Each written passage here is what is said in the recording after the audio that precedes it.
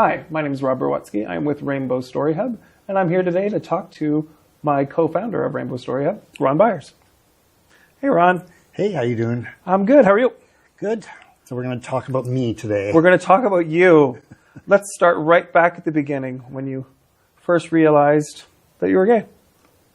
You know, it really wasn't me that realized that I was gay. It was my friend from junior high school who kind of sought me out. And I have no idea to this day what it was that piqued his interest. But we became friends in grade 9. We were both in the band class at Stratford Junior High out in the West End.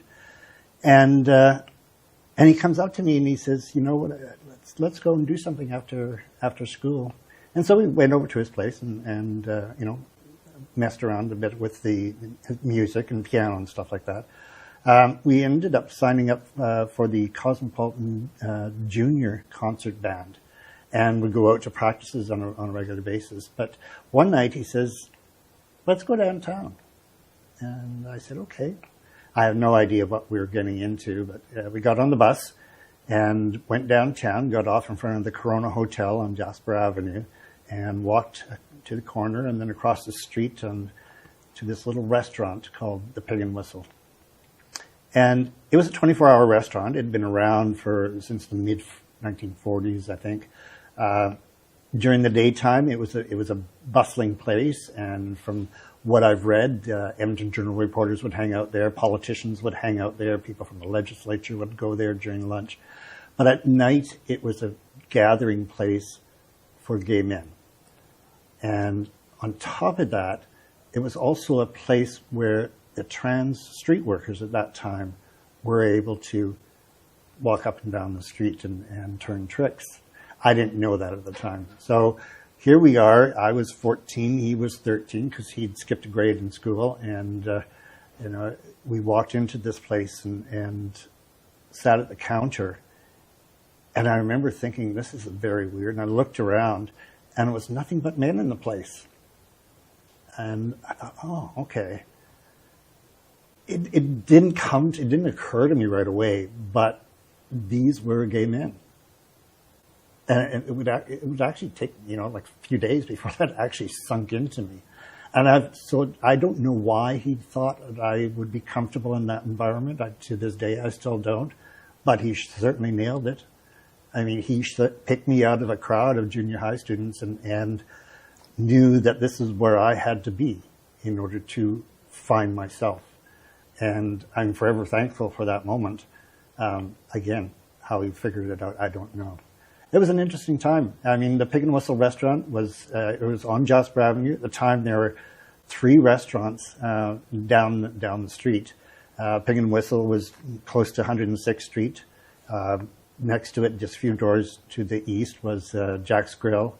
And then a little bit further on was the Olympia restaurant in a building that's still there today. And a very thriving restaurant, that building itself would play another role in my life a decade or so later.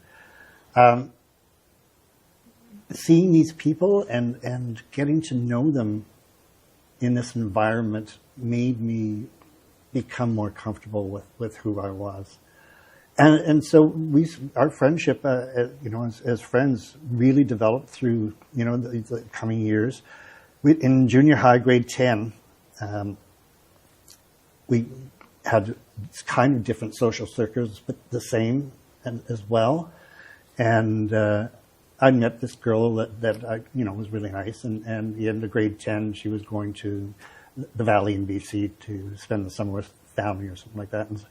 And at the end in June of grade 10, my friend, Willie Swazdeski, he introduced me to this guy that he had met somewhere along the way, but he was in hospital at the Misericordia Hospital right behind Jasper Place High School where we were going to school. And so he took me over to the hospital and introduced me, and we ended up connecting on a sexual basis, which was really the first partner I ever had. And I kind of became, you know, important to him. And so I wrote in this letter, like pen on paper, because that's what we had in those days, and talked about him, and went to put it in an envelope, went to post it, realized I didn't have a stamp, because that's what we did in those days. We didn't have email. And so I put it on top of the coat rack at the front door, and hoping that nobody would find it. Well, my mother did. And she read the letter, because that's what mothers do. And later that evening, her and my dad came downstairs to my bedroom in the basement and had a talk with me and told me that this was not something I was allowed to talk about to the rest of my family, to our neighbors, to our friends, to our family friends, to our relatives. I was forbidden from talking about it. And that really hit me. The next day, my mother called me or told me that I was going to go and see a counselor, family counselor, to try and deal with the situation or to fix me, basically. And I was lucky. They took me to a fellow named Jackson Willis. Now, in the late 60s, Jackson Willis actually had a radio show on CJCA radio called It's Your Line. And people would call in with their family-related issues. I think my mother actually called in, and he suggested that she call him after hours and set up this appointment. And I remember, and to this day, I can remember the very first part of our conversation that we had. And it went like this. He sat down and he said, "So are you comfortable being gay?" And I said, "Yeah, I think so." And his response was, "Well, let's work on the rest of your life then." And we did. For every 2 weeks, I would go and see him for about a year and a half until my parents caught wind that I wasn't getting fixed and put a stop to it. But I am so grateful to that man for allowing me to explore who I was as a person and not who I was as a gay man. And it allowed me to be more comfortable with myself, not necessarily more confident. Even to this day, I'm still the guy that stands off in the corner at a party. But at least I was comfortable enough with myself that to this day, I can still get up in front of a crowd of 50,000 people and talk and not feel nervous about it. I feel comfortable that way. And I credit who I am today as being that person that was built on that base of seeing him. I'm forever, ever thankful for the opportunity that my parents gave me. Though they thought I was there to get fixed, I was there to learn, and I did. So about how long after those sessions did you end up at your first gay bar? Actually, I didn't go to gay bars for quite a while. Because my best friend was a year younger than I was. After high school, and in high school, as I got to grade 12, I realized that my trajectory was not going to go in a direction that was going to be good for me. I wasn't sports oriented. My dad tried to get me to learn hockey, and I just wasn't into it. And so mother said, "Well, you're going to take some piano lessons." So I did, and I took piano lessons. I took 12 years of piano lessons, and then when I got into high school, I was playing the clarinet, so I took another 5 years of clarinet lessons as well. So I was very music-oriented, which was fine.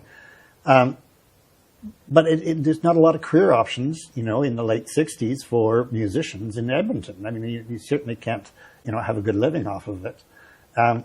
So the next logical step for me was to be a teacher. And I realized at the nearing the end of grade 12, that this was probably not going to happen. And that came about from two reasons. One, I had opportunity to talk to a teacher who actually had a young boyfriend who was a student at another high school. And yes, it's forbidden, but that couple, they were married for over 40 years. They were together for over 40 years until the teacher, the older of the two, passed away 2 years ago. So it was meant to be. But he was a teacher. And I had a chance to talk to him about what it was like to be a teacher and being gay. And he was, very upfront about, saying that you can't be gay and be a teacher.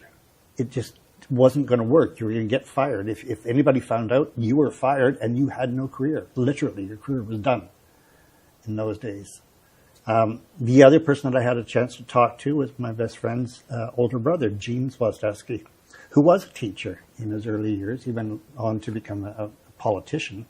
But in those years, he was a teacher, and we would go over to his house occasionally and do some stuff.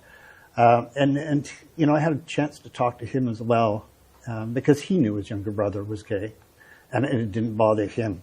And his words were pretty much the same, that you can't be gay and be a teacher.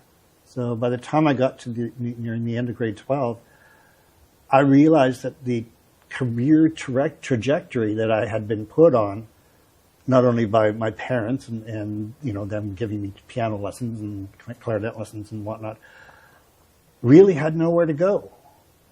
I either had a choice of going to university and being a teacher and not being gay, or being gay and not being a teacher. And I didn't feel that I really wanted to hide who I was anymore. So in the end of grade 12, there was no university for me because I had no idea what I was going to do. And I ended up, going from job to job for a while in those early years. One of the first jobs that I got was as a cocktail waiter at a downtown lounge, and I had the day shift. And I was the first man they ever hired to serve the customers during the daytime, and I got fired for being a man because the mostly male office clientele that came and drank liquor at noon hour didn't like a man serving them cocktails. And so they pushed me out. And that's such a weird thing to say, but looking back on it, it's like that would never happen these days. But at the end of high school, my best friend and I, we decided that we were going to hang around a lot more. So we actually moved into our first apartment. He went away for the summer. When he came back, we moved into what was then called the Avard Arms apartment building downtown, right across from City Hall. The building is still there. I don't know what it's called back now, but back then it had a second name. It was Vaseline Towers, because a lot that came in had apartments there. I mean, we were on, I think, the 11th or 12th floor, and we had a piano in there in our apartment, and because we played four-hand piano songs quite a lot. And the neighbors would come down. I mean, they hear us playing, and they would just pop in. I mean, there was like at least 4 other apartments on that floor alone that had gay people in them. And so we had quite a collaborative that was going on there, and they would come down and just sit and listen to us playing.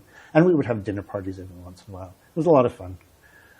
But, I had, in order to pay rent, I had to get jobs. So, that's where the first one was with the lounge. And then I went through a couple others and then ended up working for a formal wear rental company on Jasper Avenue and 105th Street. In that same building where that restaurant was many years earlier. And I was there for probably about a month on the floor. And along with the sales staff, and we would, measure customers as they come in for formal rentals, for weddings usually. And they told me that they were transferring me downstairs to the booking office. They tried to put it off as a promotion, but it really was because they didn't want to see a gay guy measuring inseams on the sales floor. Homophobia strikes again, right? So they put me down in the basement where the seamstresses were. It was a literal sweatshop down there because it was like 90 degrees most of the time. Plus it was underneath the dry cleaner that they had in the back of the building. And that was an experience. 2 doors down from that, on the other side of the restaurant that we'd occasionally gone to way back in the late 90s, was the costume or a dance and costume shop that was run by the same company. And they were looking for a manager. Well, I went to apply over there, and as it happens, the receptionist for the general manager, whose office for both locations, for both sides, both parts of the business, the general manager's secretary was this girl that I had gone to high school with. And so, I mean, we hit it off immediately, and he hired me as manager. So I was manager of the dance and theater shop for a while. And coming up to Halloween of 1973, my friend had just turned 18 in September, and we decided that it was time for us to go to a gay bar. And so I said, well, Halloween's coming, why don't we just take some stuff from the costume rentals in the basement, and we'll dress up and go to this gay bar that's just up the street. And so we did. We went to Club 70 for the first time on Halloween of 1973. So that was my very first experience in a gay bar. And at the time, Club 70 was very tight on the door. And you had to either be a member or be signed in by a member. I have no idea how we got in, because I know there was many people who'd never made it past that door or refused entry, like John Reed, who would eventually go on to own Flashback. His initial entry into Club 70, he was turned away. So I don't know how we got in, but we did. And we managed to eventually become members as well. And it was such an interesting experience. We had been drinking in the bars previously, because of the Mayfair Hotel was well known as a good place to go and drink. And they had a back section that was, the gay people used to hang out in the back section of the Mayfair Tavern. And the Crota Hotel occasionally in the tavern. King Edward Hotel had a tavern down in the basement. And there was a lot of gay people that used to hang out down there. Some of them included people like Paul Chisholm, who was also known as Empress One Millie, and this wonderful old lady named Jean Lawson, who everybody called Mother Jean. She was an elderly lady whose husband had passed away, and she just loved hanging out with the gay kids. And there's a story about some of the kids wanted to take her to Club 70, and they did, and she was denied entry from Club 70 because she was a straight woman. And that was so unfortunate, but it was also a catalyst to a whole plethora of gay bars that has transpired ever since then. Because that was the impetus for John Reed and Pat Forche and several others who got together and opened up the very first Flashback on Jasper Avenue and 116th Street under what was then called the Hot Box Restaurant. Now it's where Norman's restaurant is located. And that space was a lot of fun. Now, because I had kind of wedged my way into Club 70, I actually did my first drag show there. And it was right at the beginning of 1974. And I don't know why I decided to do that, but I was still working at Malabar's. And so I had access to an old lady's latex mask and borrowed a costume dress and went out on stage at Club 70 and did a performance of Judy Garland's Somewhere Over the Rainbow, which was recorded at the London Palladium, which was near the end of her career, when the drugs and alcohol were really noticeable. And there were points in the recording of that song that her voice was cracking. So you could tell she was nearing the end of her life. When I did this, she had just passed away a year or two previously. So her death was still very, prominent in people's hearts, because she was kind of an icon of the gay community back then. So I went out and did this parody of Judy Garland and Somewhere Over the Rainbow with this old lady mask and a bottle of pills and a liquor bottle in my hand. And I just was weaving and wobbling all over. And when I ended the song, there was boos and there was applause. Some people hated the fact that I had skewered Judy Garland, and some people thought it was brilliant. And I thought, well, this is kind of fun. I got booed and cheered at the same time. And then a few weeks later, or a month or two later, I ended up doing another show with some folks, and we ended up doing a parody on the Supremes. And then they thought I was brilliant, and it was time to elect a new board, and they elected me as the board member in charge of entertainment. So in 1974, I was actually on the board of Club 70. And this was only like 2 years after I turned 18. I was 20 at the time. Not even 20, I was 19, I think, and then going on 20. And it was kind of an interesting experience. But later that summer, we had a show at the club, and it was this trio of female impersonators that were kind of doing shows across Canada called the Fabulous Freaks, and it had 3 people in it: Jamie Durrett, Toby Tyler, and Ricky Wagan was that version. There was several versions of people in it, and they did this one amazing drag performance on stage. And it was fully rehearsed, fully choreographed. All the music was great. And they did 10 days during Klondike days in 1974. And they were at Boots every night. And the bar was open every night. And so I did Spotlight for them every night. And it was quite a riot. They were such an amazing group. Couple months later, Flashback started doing construction. And I'd heard about it, but I was still on the board at Club 70. So I went over and took a peek at the space that in the basement space that they were building. And Pat Fortier was on the bar, and this young fellow, Bob Pellerin, I met him there for the first time, and he was working in the bar. And I think I painted part of a wall that day. So it left a bit of a mark there. And it wasn't until the following year that I actually started working there, because the following spring, the Fabulous Freaks reached out to me and said, listen, we're doing this new show. It's got 5 of us. We're called the Fantasy Follies. And we're coming to Edmonton, and we need somebody to do our tech at Spotlight and Sound. And I said, sure, I'm in.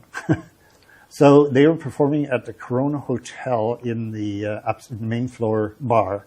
There was a small stage in there, and they were doing 7 nights a week and 3 sets a night, I think. And I ended up just being part of the show.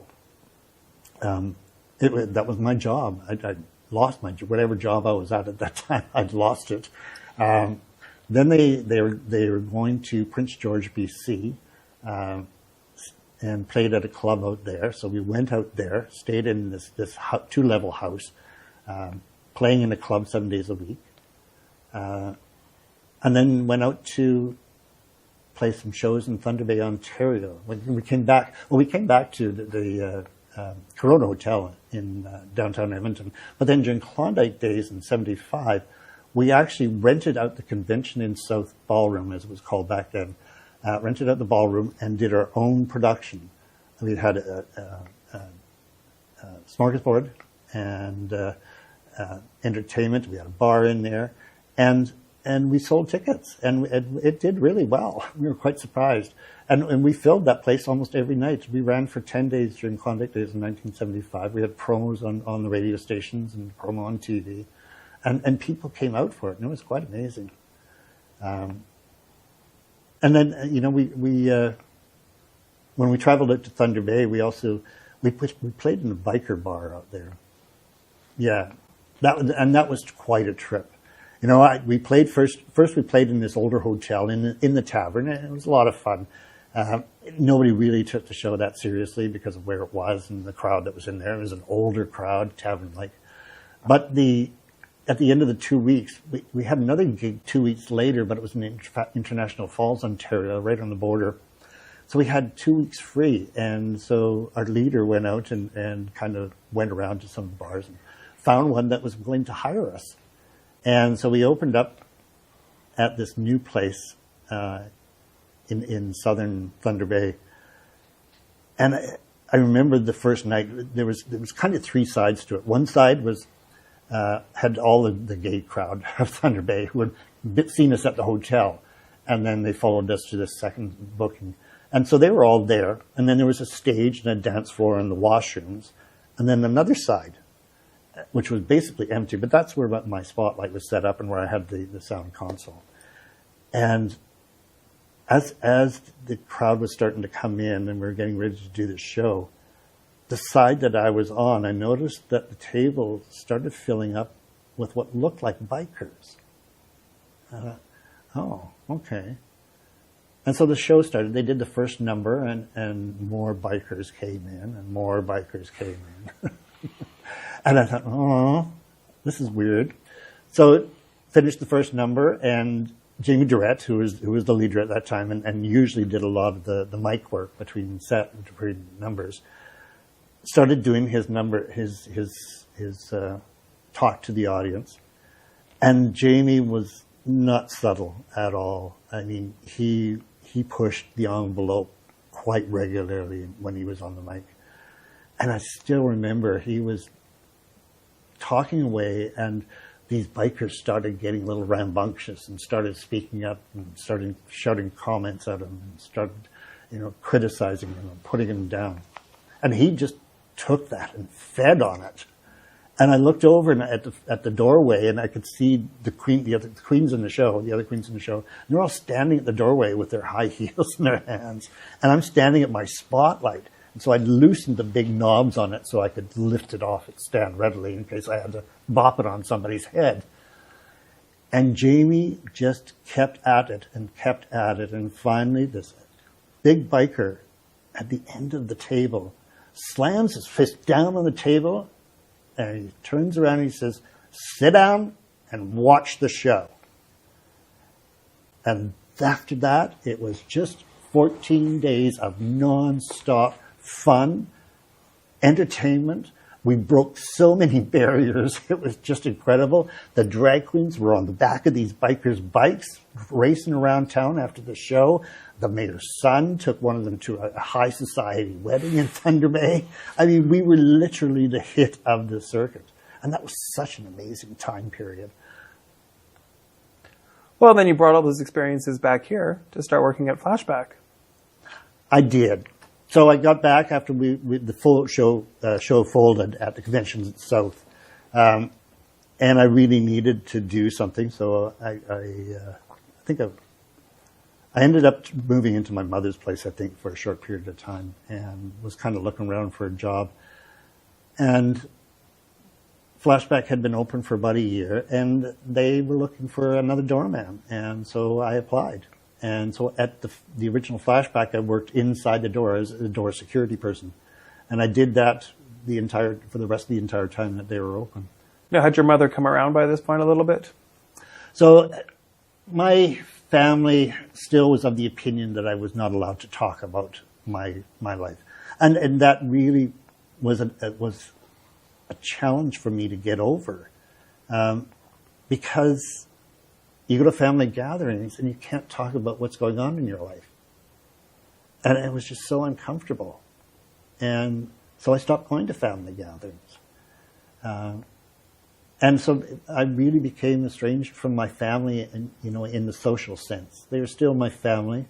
But it was different. It was unique. And I felt so separate from them for so many years. Now, we always talk about, in this community, about found family, though. So I'm sure working at Flashback, you found a group of people that became your new family. They did, absolutely. And getting to know people like John Reed and Bob Pellerin, Bob's still a friend to this day, who were building this amazing environment, which was open for gay people and their friends. I mean, it was that and their friends that was literally the catalyst that made Flashback the iconic place that it is and was.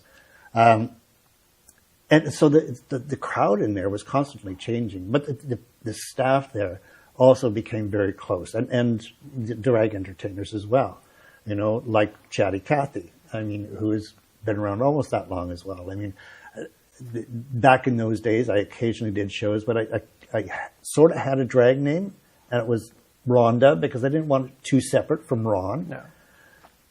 But at a rehearsal for one of the production shows that they were doing, it was Chorus Line, and it was during the daytime.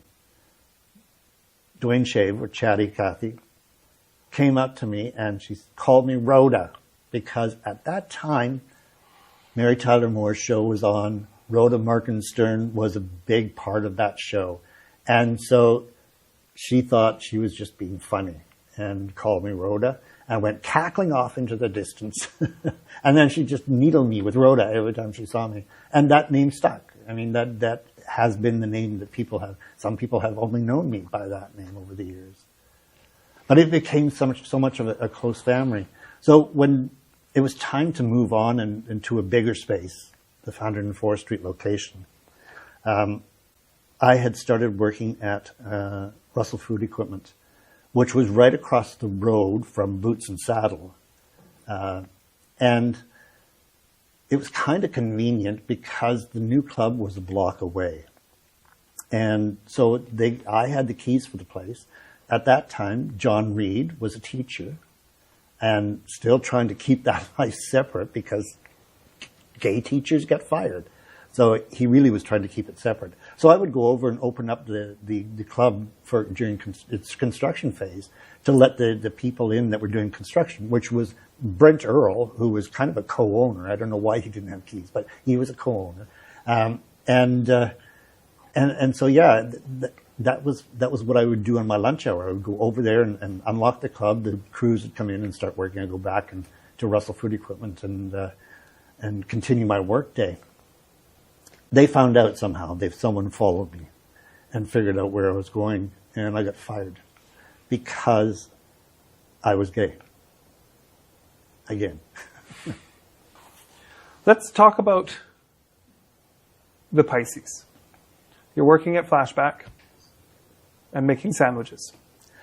So yes, so the Pisces bathhouse opened up, and we found my friend Bob Pellerin and I found out that they were ordering sandwiches from a sandwich contractor that was kind of unreliable, and they were I think their license required them to have food available, or at the very least they certainly wanted it available at the bathhouse for customers.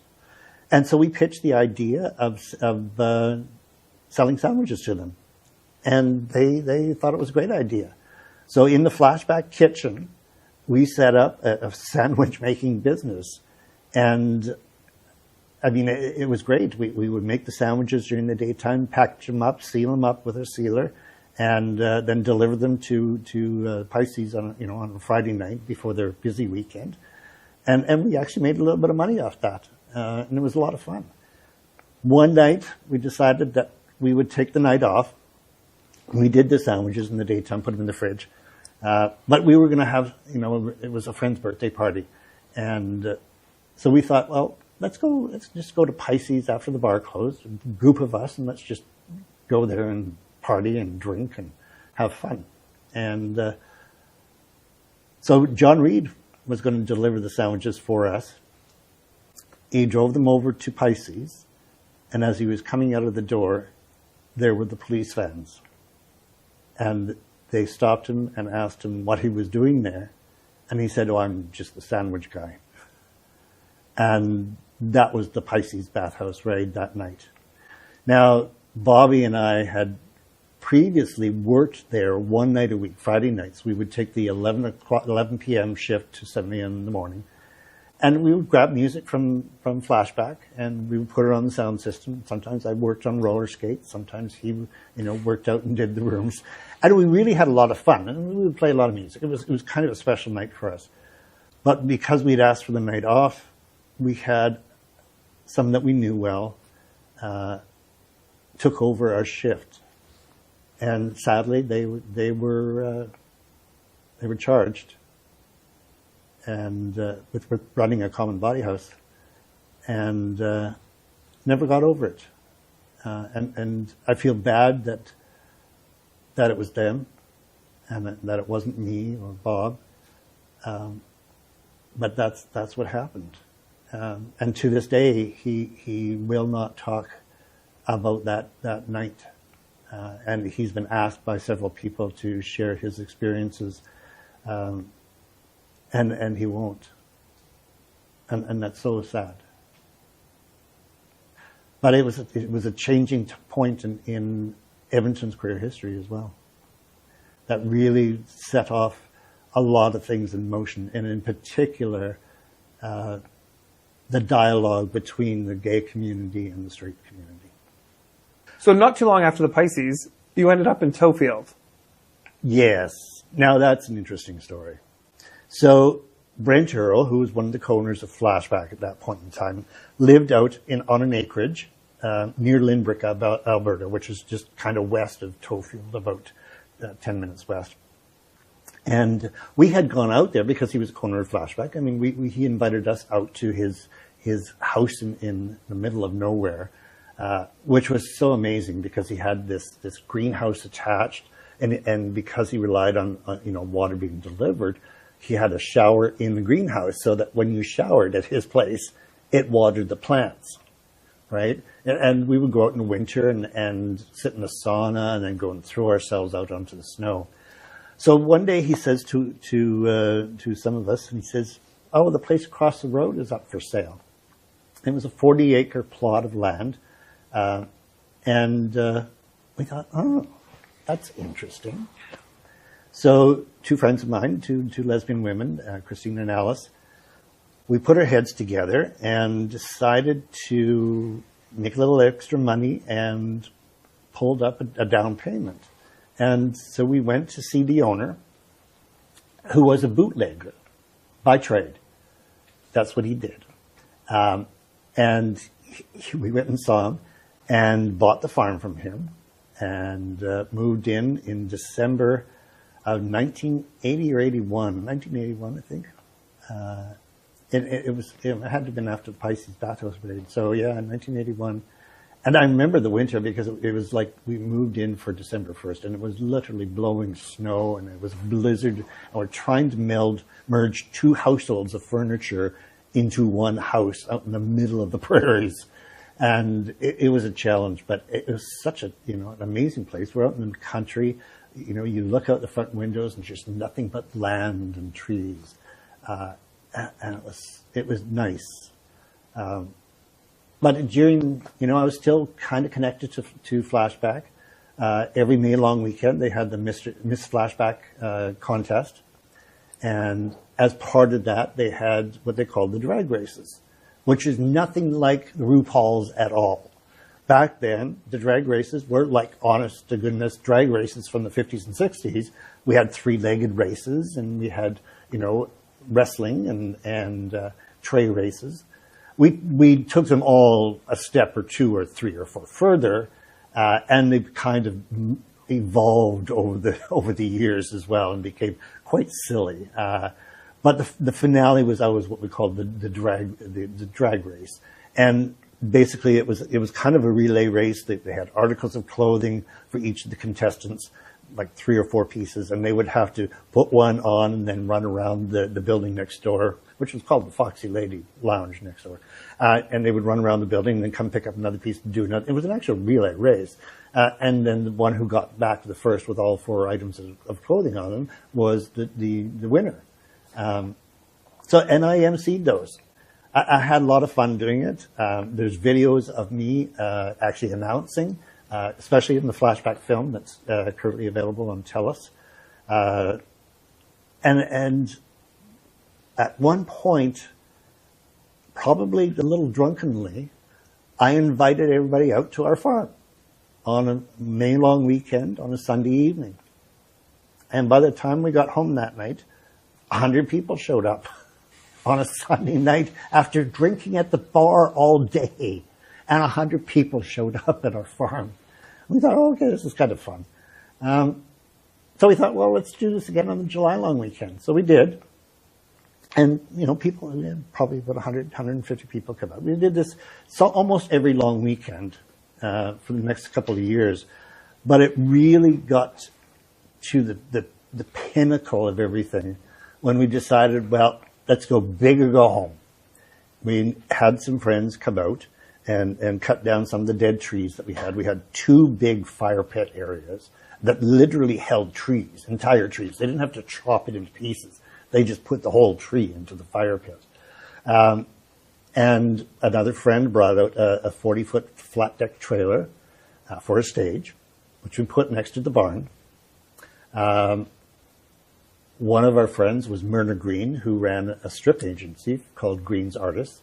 So as people were starting to come out, she brought out some of her strippers. One of the guys that had been out getting trees ready for the fire pits had gone into the city to clean up and come back out. And he picked up a hitchhiker on the way in. And the hitchhiker happened to be part of a band. And so he invited the band to come out and play. And so we put them in the neighbor's horse arena, because they had this huge horse arena next door. And so they played in the horse arena. We went out and bought 10 kegs of beer and a dozen sheets of styrofoam and built this makeshift cooler in our barn and had beer on tap. The original door from the Flashback on 104th Street was a huge garage door. And they took it out to replace it and put in a framed door. And then Brent Earl took the garage door out to his place across the road from us. So he said, well, you can have this. And we said, okay. So we thought this would make a great stage, maybe a better floating stage, because we had this little dugout pond in front of our home. And so we got some 45-gallon drums from somewhere. I have no idea where now. And we strapped this garage door, this wood deck, on top of these 45-gallon drums, and then held a drag show on that. We also had some big voice of the theater speakers. I mean, they're huge speakers. We put those outside. And that weekend, we decided we would serve food as well. So we bought food for a big steak dinner. And then the next day we were going to do a breakfast. And one of our neighbors gave us some meat to serve with the breakfast as well. We charged $10. And I still have a copy of the tickets that we had and the road map. We sold almost 350 tickets at $10 a piece and had almost 350 people show up to us, our place, for close to 3 days. And it was such an amazing experience. It was a July long weekend. It was warm out the whole weekend. And I remember laying on the grass on top of a hillside, watching the stars with all this activity going on around me. I think I was a little stoned on MDA at the time. But watching all this going on around me and thinking, wow, this is amazing. This is truly amazing. That was quite an experience. Now, those Tofield parties certainly became legendarily linked to the crowning of Ms. Flashback. Ms. Flashback won Millie, of course, was pre-Tofield, but you also worked with Millie on something else. So in 1976, Dwayne Shade, Chatty Cathy, and Bob Pellerin went to Vancouver to their coronation ball. And it was in January, February, March, I think, of 1976. And it was a birthday present for Bob, which would have been delayed because his birthday's in September. So I don't quite remember how that, but that's kind of what Dwayne told me anyway. It was a birthday present for Bob. So he took him out there, and they came back and raved about this big gay ball that they had been at with drag queens, and they crowned an emperor and empress. I think it was like the 5th or 6th year of the Vancouver court, which was the first court in Canada. And so they came back all excited about this. And so they talked to John Reed about it, and he said, maybe we should do something like that. And so we had a meeting, and we had this meeting at Trixie and Jack's place. Trixie was kind of a drag queen, and Jack was his partner, and they lived in the penthouse suite of an apartment building on 104th Street and 98th Avenue. Next door lived Mother Jean, and I can still visualize the day that we sat down, many of us sitting on the floor because there weren't that many seats in the apartment, And we talked about this experience that Bob and Chatty and Dwayne had in Vancouver, and decided that we wanted to do that too. And so they sent a letter, because it was still those days, sent a letter to the people in Vancouver and asked for permission to do this as well. And so Ted North came to Edmonton in June of 1976, and we had our very first coronation ball for the Imperial Sovereign Court of the Wild Rose. And we elected, there was 2 candidates running for Empress, a person named Grindle and a person named Millie, whose real name was Paul Chisholm, who had been part of the scene for many, many years, because he was a signatory on Club 70 when they first started. Plus, he was part of the people that started Flashback in its first location. So Paul Millie was voted in as Empress 1. There was an emperor as well. Unfortunately, the emperor got himself into trouble and was charged with murder and thrown in jail. So he is literally stricken from the records, and we don't even talk about him anymore. But that was the beginning of the Imperial Sovereign Court of the Wild Rose. And, there was people like myself and Dwayne and Bob Pellerin, who were all there. John Reed was there. The person that I mentioned earlier that had worked at the Pisces the night that we were off, he was there, and several other people. And that was the beginning of the Imperial Southern Court of the Wild Rose, almost 50 years ago now. Were you on the microphone at that first one? The very first coronation ball, I was not on the microphone. It was held at what was then called the Executive Inn on 105th Street, just north of Jasper Avenue. And I did not MC that ball. I was on lights. But the MC'd all the runs after for quite a number of years. So the second ball we had at the Chateau Lacombe, and because of, I had started MCing the drag races at that point in time, because this is actually before the news race, so I don't know why John Reed decided to let me have the microphone, but he did. He thought I would be good at it. So, yes, the second ball I started MCing, and that was a tradition that I continued right up until the 25th, it's actually the 26th coronation, which was your step up and my step down as Emperor 25. Now, Rhoda never ran for anything, though.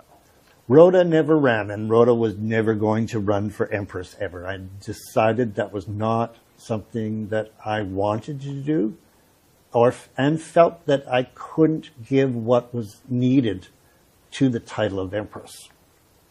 I was much more happier being an emperor. And I had run for Emperor 17 in the mid-90s and lost. Lost to my dear friend Darryl Broyles, also known as Mr. Vera, because at the time I was working with Klondike Days.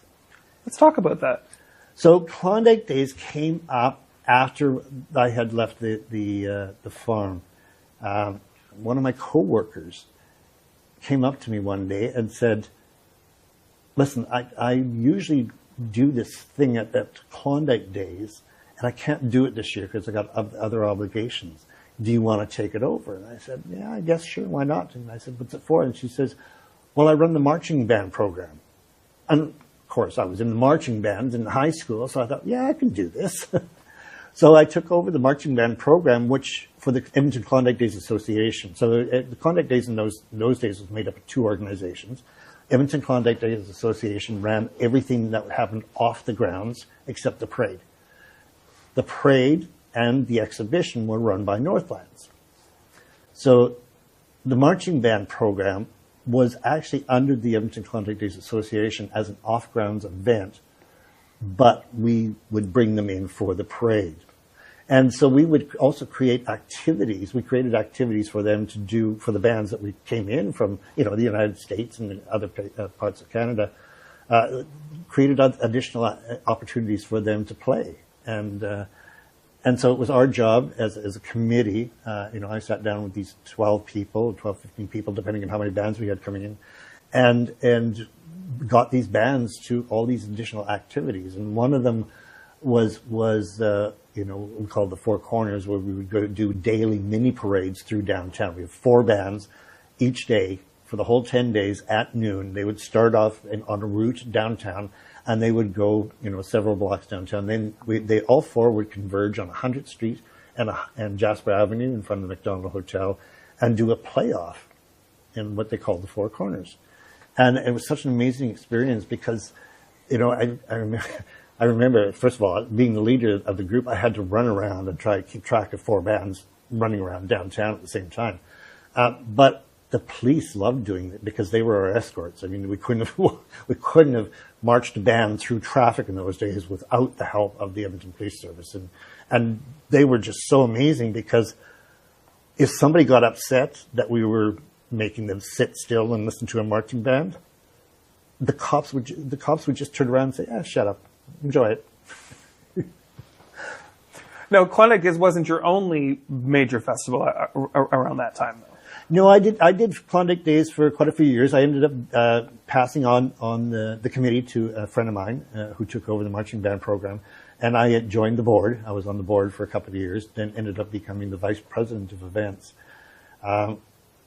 You know, I still moved on to other stuff. I was still part of Northlands because, you know, the bands are in the parade. So I still had connections to Northlands, and I became part of the Youth Talent Quest program, which had talent competitions across northern Alberta, and then they would do the finals during Klondike Days on the grounds. And so I was part of that program, and also did some judging as far as, you know, at various talent competitions throughout Alberta. That was a lot of fun. And then, you know, at the Heritage Festival was looking for a coordinator. And I heard about it, and so I was the volunteer coordinator for the Heritage Festival for a couple of years. And it was actually a good friend of mine, Mike Carrillo, who was kind of the stage manager for the what is it called? The big stage on the old Hortelac Park. And he said, you know, you should come and stage manage some shows there. So I did that, and then got hired as the overall coordinator. And that was a lot of fun. I really enjoyed that. But, you know, that wasn't kind of the end of my volunteer work with festivals either. So, but it was certainly a great point in my life. But it was at that point that my health started to decline, and I knew that something was coming to an end.